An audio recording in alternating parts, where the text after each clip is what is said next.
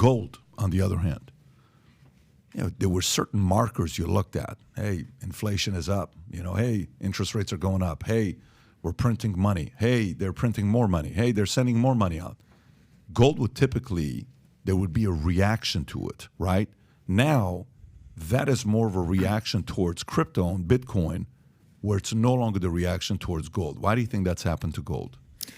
I think gold's getting demonetized by Bitcoin right now. If you look at the past 3 years, since MicroStrategy bought $250 million worth of Bitcoin in August of 2020, since that time, Bitcoin's up about 140%. The S&P's up about 20%. NASDAQ's up 10%. Gold's up 1%. Silver's down about 8%. Bonds are down 18%. Conclusion, right? If you buy debt, government debt, you're going to be bankrupt. That's why those banks are going bankrupt. All the banks had debt. When the interest rates went through the roof, the debt traded down, and they all were technically insolvent. The problem with gold is, first of all, if I bought $250 million worth of gold, I can't carry it around in my pocket. I can't take self-custody of it. I can't move it anywhere. I can't transfer it to a counterparty. And so that means I have to put it in a bank. There's only a handful of banks in the world that custody it.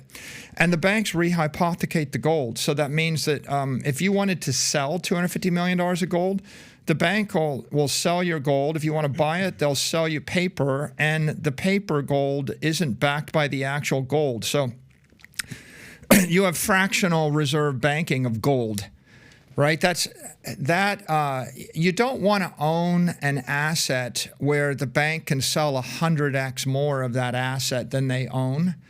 The whole problem with fiat currency, right? If you look at the history of banking, it was, goldsmiths.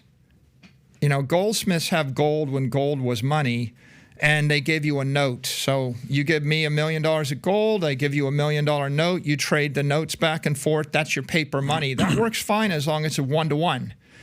But then the guy that's the goldsmith says, holy crap, I actually can give him $1 million note, and he thinks that I've got $1 million of gold backing it, and now there's $2 million in the system. And then I give him $1 million, and now there's $3 million in the system. Now there's 3 times as much money. There's one stack of gold worth $1 million. Prices go through the roof. That's inflation.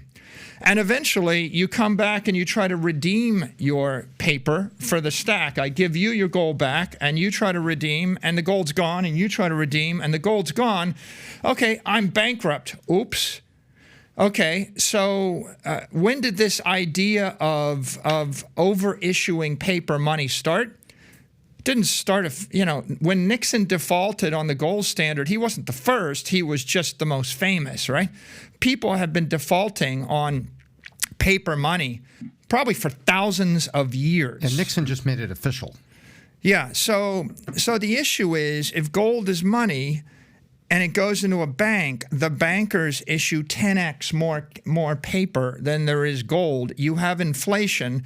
Eventually, right, when the French tried to redeem their paper dollars for gold, the U.S. basically closed the gold window. We defaulted on that obligation, and we started a cycle of inflation from 1971 on that's been running 50 years. Now, when FTX failed, it was no different. The issue is people put Bitcoin on FTX, and then Sam turned around and issued 3x as much paper, obligations. And when people try to withdraw the Bitcoin, he doesn't have it. He fails. When Silicon Valley Bank failed, or when any of these other bank fails, they had a certain amount of money, and then they turned around and they invested it, and their investment was in government securities. The securities traded down. Now they were insolvent. When people try to withdraw their money, they don't actually have the money to pay them off. The banks fail. So when you look at this banking crisis, what's going on? What you've got is a bunch of banks everywhere in the world that have shaky assets, right?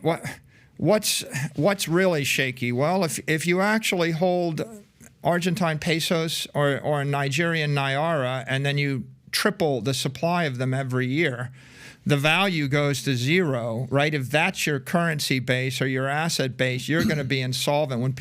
When people put $10 billion into a bank backed by pesos, the peso goes to zero.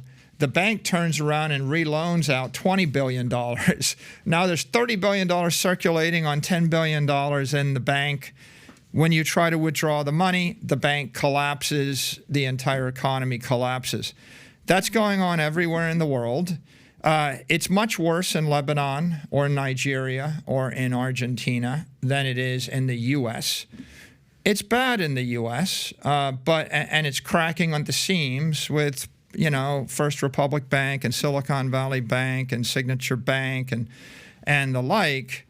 But what do you conclude if you're an individual? If you're if you're a company, or if you're a family, or if you're an individual and you live in Zimbabwe, what would you do? Well, you're not going to buy gold and put it in the bank. The bank's just going to seize your gold. You're not even going to buy dollars and put it in the bank. The bank is going to seize your dollars. You're not going to buy local Zimbabwe dollars.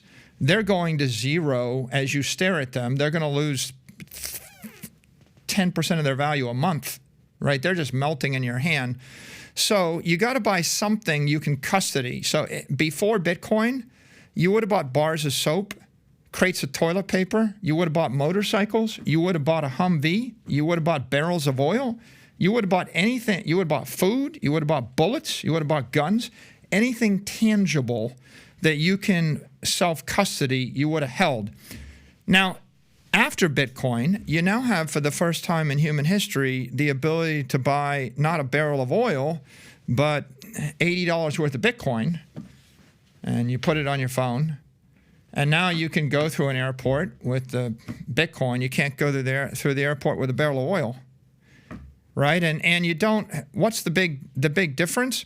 The difference between gold and Bitcoin, and the reason Bitcoin is up 140% and gold is up 1%, is the middle-class family can custody their own Bitcoin, and a wealthy person can either hold $10 million of Bitcoin in self-custody, or if I live in Africa, I can move the $10 million of Bitcoin to Monaco, Singapore, London, Paris, New York, or Miami Beach.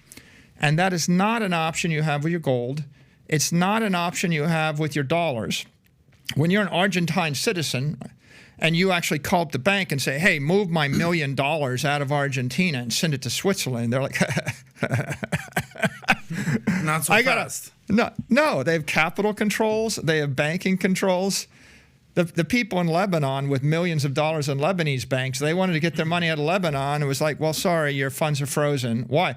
Because the bank never had the $1 million. As soon as you put the $1 million in the bank in Lebanon, they turned around and loaned it to the government. It's gone. The government spent the $1 million. You try to get the money out. The bank closes its doors. Right? Is that illegal? No, because the guy that runs the government passed a law declaring a bank holiday for the good of the country, saying that we can't allow you to redeem your dollars. So if you like this clip and you want to watch another one, click right here. And if you want to watch the entire podcast, click right here.